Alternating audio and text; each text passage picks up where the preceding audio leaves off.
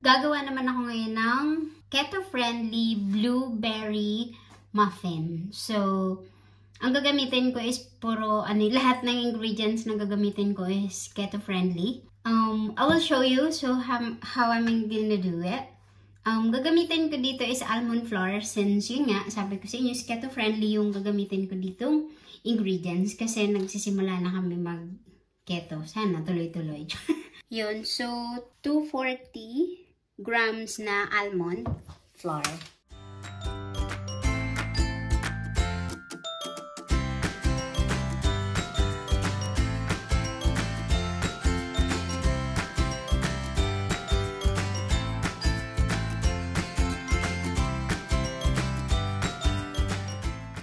Yan, so 80 gram kasi na butter.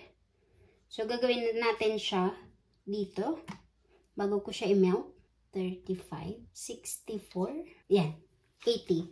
Tapos, 80 ml na itong almond milk. So, ito yung ginamit ko. Yan, lagay na natin yung eggs. So, ang gagamitin ko, 4, kasi dapat tatlo kung large. Kaso, yung itlog na mayroon kami is yung small. So, 4.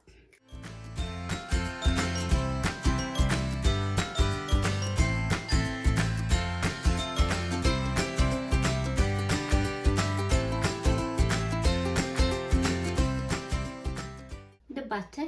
So, ito na yung butter natin kanina. Minelt ko kasi siya.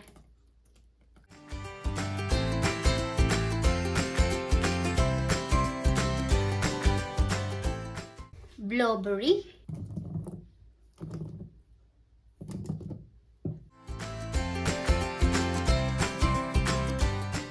Some lemon. So, yung gagamitin ko, itong tira ko lang kahapon, half lang to. Para lang may taste ng lemon.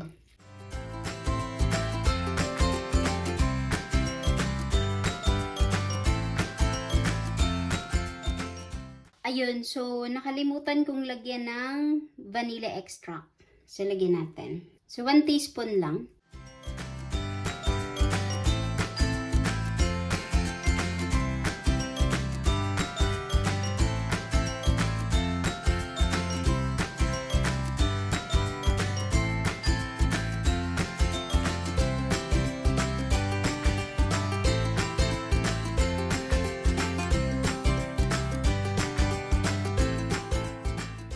Ayun, so dagdagan ko siya ng blueberries kasi yung iba parang walang laman. I mean, meron pero konti. So gusto ko kasi madami.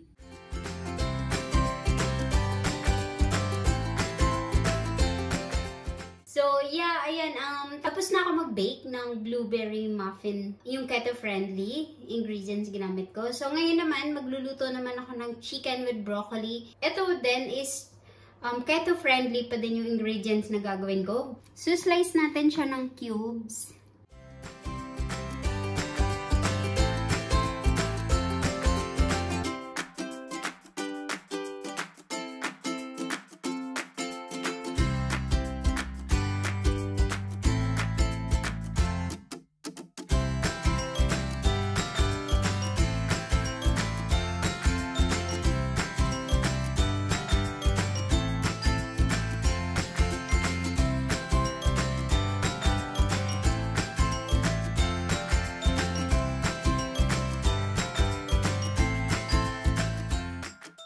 Yan, so whipping cream yung gagamitin natin. 16.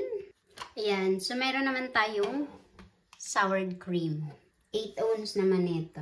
10, so 16, 17. Kailangan natin ng 18. So parang sakto lang to. Lagyan din natin ito, vegetable stock. Yan, so lagyan na natin yung broccoli.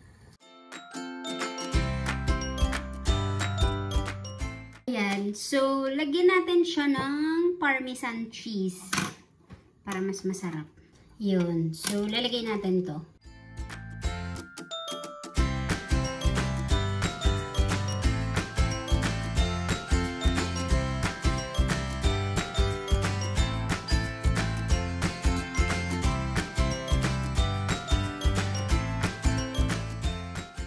Ayan na yung muffin ko kanina.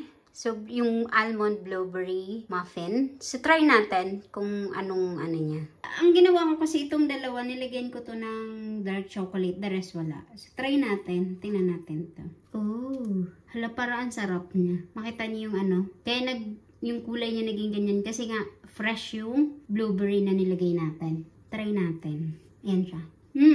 Hop.